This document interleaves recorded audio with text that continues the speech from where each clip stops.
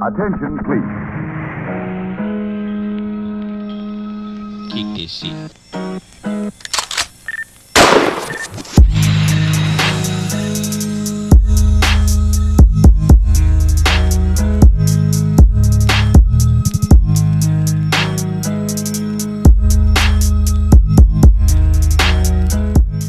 Salut les complotards, moi c'est Babar. Ouais. Et aujourd'hui, eh bien, on se retrouve pour une nouvelle vidéo. Hein. Alors, au départ, je vais faire une vidéo sur ceux qui ne contractent pas. On ne contracte pas. Mais finalement, eh ben, j'ai trouvé un meilleur sujet bien putaclic, hein, puisqu'en fait, on va parler un petit peu de la vidéo du Radi Irradié, hein, qui avait fait une vidéo sur The Secret Meta, hein, donc où il y avait soi-disant une arnaque sur les NFT avec Benjamin Castaldi, hein, donc je vous invite à regarder cette vidéo avant de regarder la mienne, comme ça vous comprendrez mieux un peu tout ça. Et donc pour commencer, si vous aimez mon travail, ça serait très gentil de faire le petit clic, le petit abonnement, la petite cloche, hein, et puis voilà, on est, je crois, 117 abonnés là, donc on fait nos petits chemins. Et donc, on est parti aujourd'hui, hein. Alors déjà, on va commencer un petit peu à parler de tous ces influenceurs, hein, parce que je pense qu'il y a quand même pas mal de choses à dire. Donc dans la vidéo du Radi Irradié, en fait, il en était arrivé au point où il avait démontré que, en fait, dans cette arnaque, en fait, il y avait que des Marseillais. Donc ça sera quelque chose à retenir. C'est que c'était composé que d'influenceurs marseillais, c'est-à-dire surtout ceux qui ont participé aux Marseillais. Je parle de l'émission de télé-réalité et toutes ces conneries-là. Et donc, un autre truc qu'il faut quand même bien retenir, c'est que le Radi Irradié, il a fait quand même des grosses vidéos sur Dylan Thierry, tout comme Mousse aussi, qui avait fait des vidéos sur Dylan Thierry et sur plein d'influenceurs. Et donc, ce qu'il faut retenir tout ça de toutes ces vidéos, c'est qu'en fait, on a toujours la même chose. C'est-à-dire qu'on a toujours un petit peu le même profil de personnes qui sont plutôt bien physiquement, attirants physiquement, hein, on va dire les femmes comme les hommes, et que par contre c'est des gros fainéants, c'est des gens qui ont des gros problèmes d'ego aussi, et c'est des gens qui sont pas très cultivés et pas très intelligents, et pourtant on les voit partout et ils se font des fortunes. Donc déjà il va commencer à falloir réfléchir un petit peu comment ça se fait que le monde de la télé pousse ce genre de personnes, et surtout là où est-ce qu'il va falloir commencer à vraiment réfléchir aussi, c'est qu'on a bien vu que Dylan Thierry, il arrivait à avoir un faux pass sanitaire, parce qu'en fait il a fait un faux test PCR, enfin en tout cas un test PCR falsifié. On a aussi vu des montages financiers quand même un petit peu complexes, et tout ça, ça ne paraît pas trop logique, parce que le gars ne semble ni être assez intelligent, ni assez cultivé, ni assez travailleur pour faire ce genre de montage. Et donc il faudrait quand même se rappeler que Maeva Guénam, hein, qui est il me semble justement dans ce groupe de personnes qui est à l'origine, enfin qui est pas à l'origine, mais qui est dans le groupe d'influenceurs et d'influenceuses de The Secret Meta, il faudrait quand même rappeler que il y a quand même un petit moment, en 2013, elle sortait avec un mec qui s'appelait Iskander, hein, qui était un trafiquant de drogue, et que ce mec-là, il s'est pris 23 balles, hein, il a été assassiné par un tueur du clan des Blacks du nom de 46, d'accord ? Donc par rapport à tout ça, déjà, si vous voulez avoir plus de renseignements sur tout ça, je mettrai vite fait des liens sur les vidéos de El Medino, qui est une très bonne chaîne YouTube sur tout ce qui se passe sur les trafics à Marseille. Et donc, ce qu'il faut bien comprendre tout ça, parce qu'en fait, je connais un petit peu le crime organisé, pas que j'y suis dedans, mais on va dire que j'observe pas mal de choses à mes heures perdues. Et par exemple, les montages financiers de Dylan Thierry, je les connais un petit peu. Tout comme, alors là,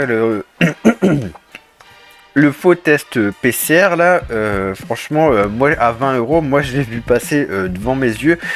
Donc, je sais à peu près vers quel genre de faussaire il est allé voir. Et donc, moi, de ce que je vois, j'ai l'impression qu'en fait, on est face à une mafia, ou en tout cas une association de crimes organisés, qui et en fait fait un lien entre la télé et les influenceurs.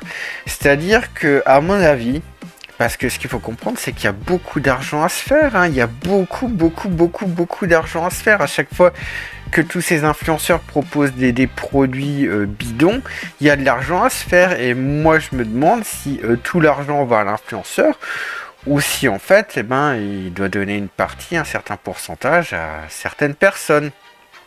Et donc moi, ce que j'ai l'impression, c'est que vous avez une sorte de mafia qui contrôle certaines personnes de la télé, en tout cas les gens qui recrutent pour les émissions de télé-réalité, et qui arrivent aussi à dénicher des gens qui peuvent être des potentiels influenceurs, hein, des gens qui sont pas mal physiquement, mais qui sont vraiment bêtes et qui ont des gros problèmes d'ego et qui sont facilement manipulables en leur donnant un petit peu des miettes, hein, si je puis dire, mais des belles miettes quand même. Ce qui fait que ces gens-là, comme ils ont des problèmes d'ego, d'un coup ils se sentent plus pissés, ils se prennent pour des dieux, et donc en fait ils sont facilement malléables. Et j'ai l'impression qu'il y a comme ça une main invisible qui fait en sorte de faire monter des gens dans tous ces programmes de télé-réalité afin qu'ils aient une audience, et ensuite que tous ces gens-là, en fait ils vous mangent dans la main afin de proposer tout un tas d'arnaques. C'est comme ça que moi je le vois. Après, il faudrait peut-être faire des recherches plus approfondies. Mais par expérience personnelle, je peux vous dire que c'est quand même assez dangereux. Bref, je n'irai pas plus loin dans les détails de ma vie personnelle. Bref. Donc, moi je suis allé sur le site de The Secret Meta, là, et puis j'ai commencé un petit peu à chercher s'il y avait quelques failles, s'il y avait quelques petits trucs. Au niveau du serveur, et bon c'est hébergé par Amazon, et en fait ça va, on peut pas apprendre grand chose. Et donc j'ai une petite idée. Je me suis dit tiens, pourquoi est-ce qu'on s'attaquerait pas au nom de domaine? Et donc je suis allé sur nomdedomaine.fr, hein, by Viaduc, hein. Et donc j'ai cherché The Secret Meta, et donc en fait j'ai vu que il y avait deux The Secret Meta. Il y a thesecretmeta.fr et thesecretmeta.com, et celui-là qui au départ nous intéresse, c'est thesecretmeta.com.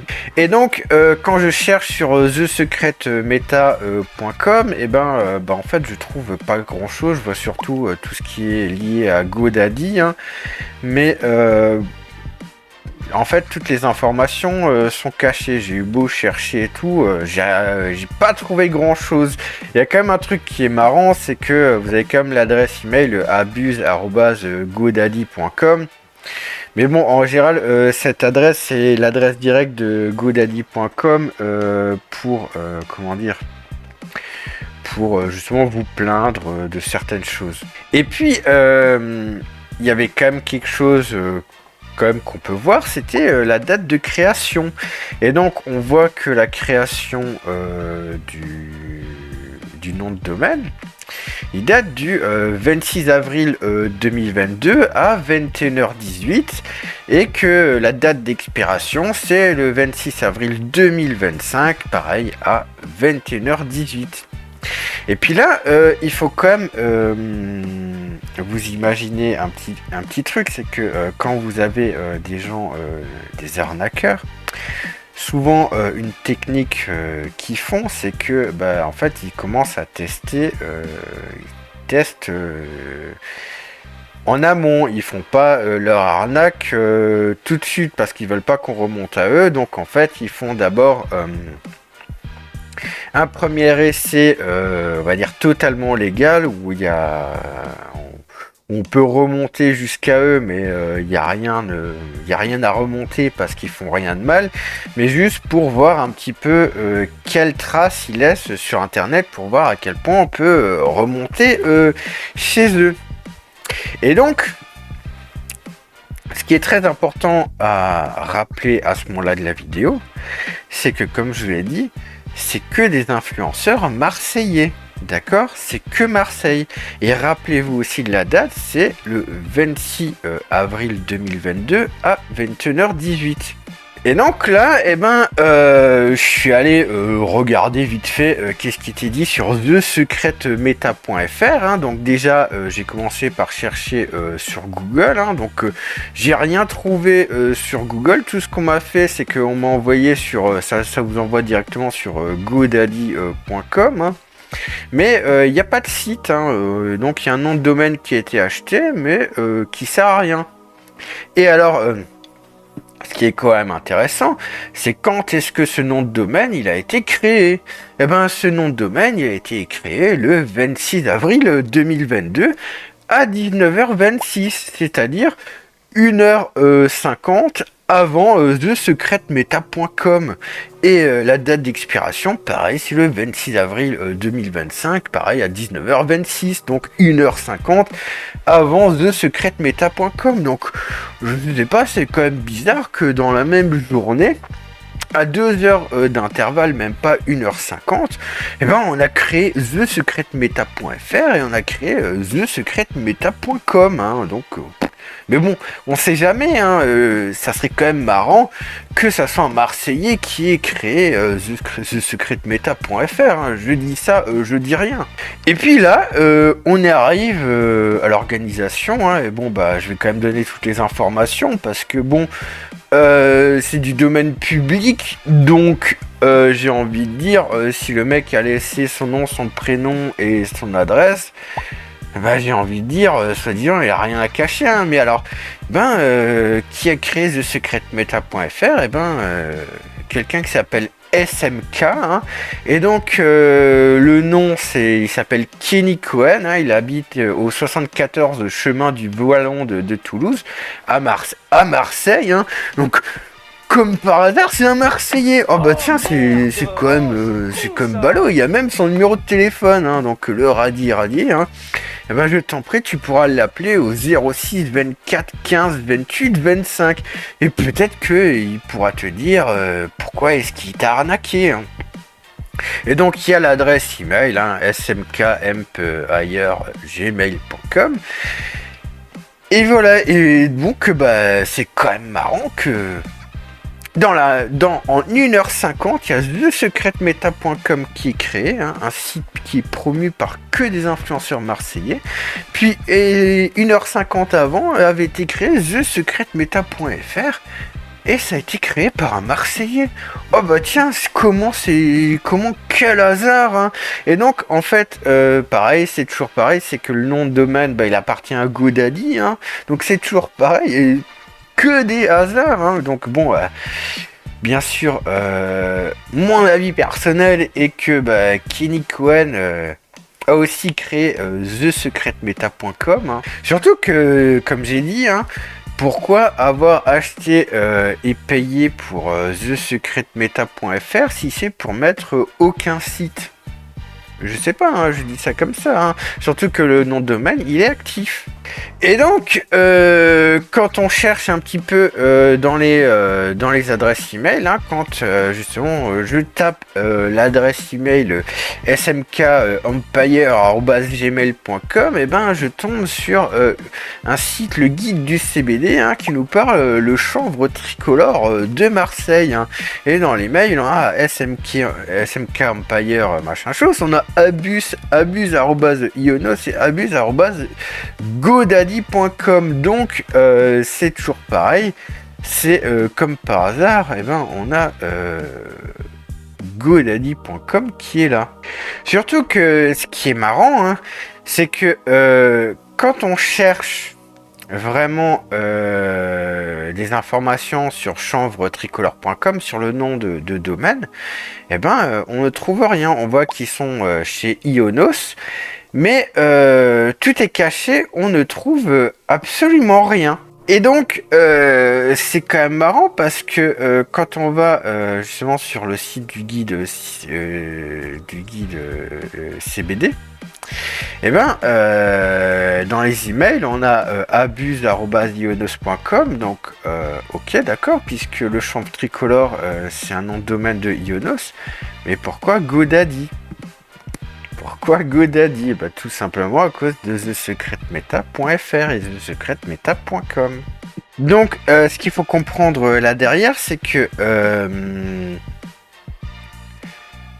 ils savent comment cacher leurs informations, mais le problème, c'est qu'ils ont fait une petite erreur avec thesecretmeta.fr et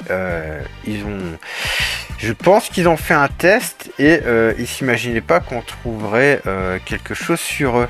Mais je veux dire, comme vous avez vu, les deux noms de domaine ont été créés à 1h50 d'intervalle et en plus ça mène vers Marseille. Donc bon, j'ai envie de dire, il n'y a pas à chercher plus loin.